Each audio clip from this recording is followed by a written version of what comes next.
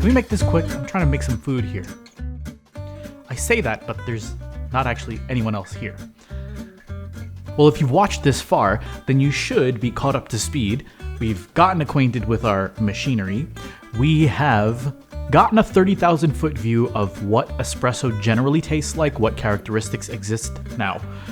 This is not a detailed expert's opinion. It's just me having never tasted it before. So we're talking big picture here, right? Macro, not the little tiny details of fine tuning. We're just talking about what it generally tastes like. I got an idea about that now. So at this point, we can start pulling shots since we have a little bit of a reference range. But what I do end up discovering is that there's more to pulling a shot. For example, is it as simple as grinding beans, putting them in a portafilter and pushing water through?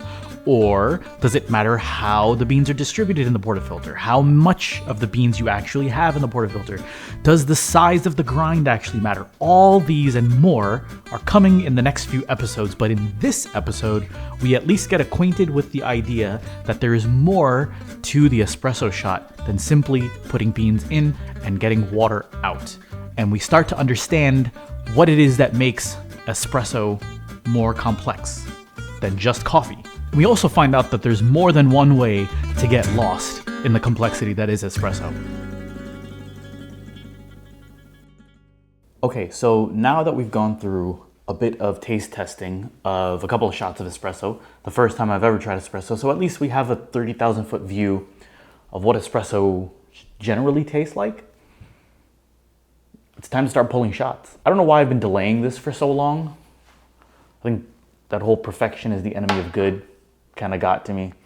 But anyway, one of the things that I've been noticing among the baristas that I've had these espresso shots from is they consistently talk about the amount of grinds that they use, and in general that seems to be something that people refer to a lot.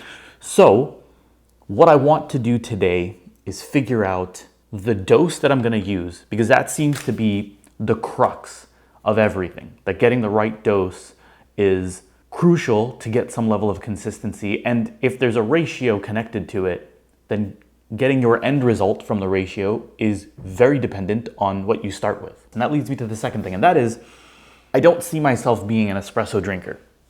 I am more interested in learning how to make this so that I can make one of the most crucial components for any milk-based espresso drinks or espresso-based milk drinks. I don't know how you would say that. That's my main goal.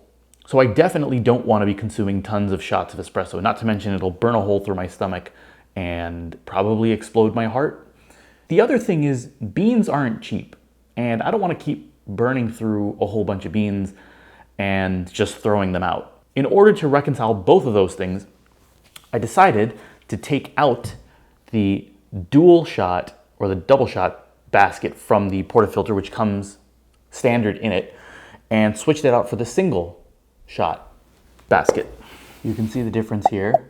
So during this time, I've had my espresso maker warming up. I've got the portafilter in the group head, so it's heating up the portafilter. The thing I'm going to focus on right now, which seems to be the most important thing, is making sure that the dose you have in the portafilter is as close to accurate as possible, and then using the ratio, because when it's a ratio, the end result is very dependent on the starting point. So let's give it a shot. No pun intended. 85.3 plus 7, 92.3. You can't see the number, but I can. 93.4, what is that? 8? I think that's good, we'll do 8. I weighed the portafilter without the coffee grounds in there. It came out to about 436. So since we're doing 8, we're gonna wanna hit 444. Whoa, 444 on the dot. So the bottom of the crema is at 30. The top of the crema is almost at 40, but we did get 24-ish grams out. Let's give it a taste. I would definitely say that's more bitter. So what have we learned here? For one, I think one interesting thing is the volume and the mass don't correlate. Because the volume, technically, depending on where you're measuring, changes based on the crema. And one of the things I learned about the crema is that it's basically the CO2 escaping from the beans as they're ground. But older beans will degas, so your crema won't be as much. Now, if the crema, while it's changing, technically changes the volume that you're seeing, it's a moving target. It's not a reliable measurement. But what doesn't change is the weight or the mass of the espresso shot. And that makes sense why they're talking about grams in to grams out, because it's more consistent. The other thing I learned is more with regards to the machine, because the machine has pre-programmed amount or time for the single and the double shot. The one thing I didn't make a note of is the grind size. What I did was I looked at what the highest number and the lowest number was. It was from 1 to like 15 or 16, and I just put it in the middle. I didn't really account for that. So maybe that's going to be something we're going to have to play with. I'm trying to find this next coffee spot. Where are we? What? Catskills? Well, since we're here.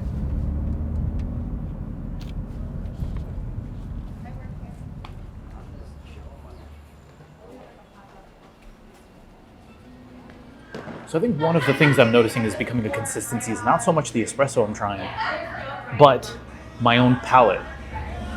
The first time I tried espresso, which you saw, was a sort of shock for the palate because it's not like anything I'd ever tasted. It's not like coffee.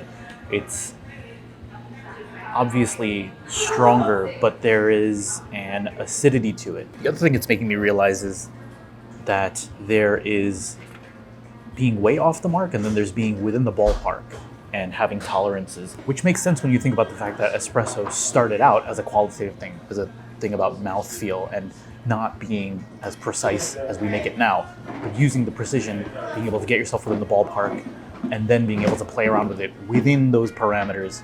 The last thing that I think will probably become really interesting is me being at home and pulling my own shots for my own self as opposed to having to crank them out for people who are coming through the door.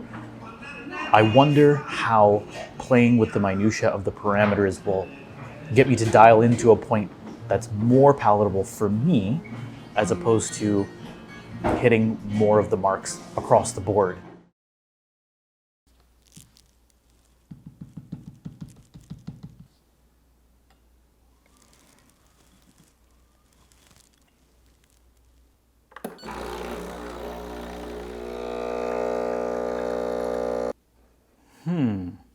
The chart talks about grams in and grams out.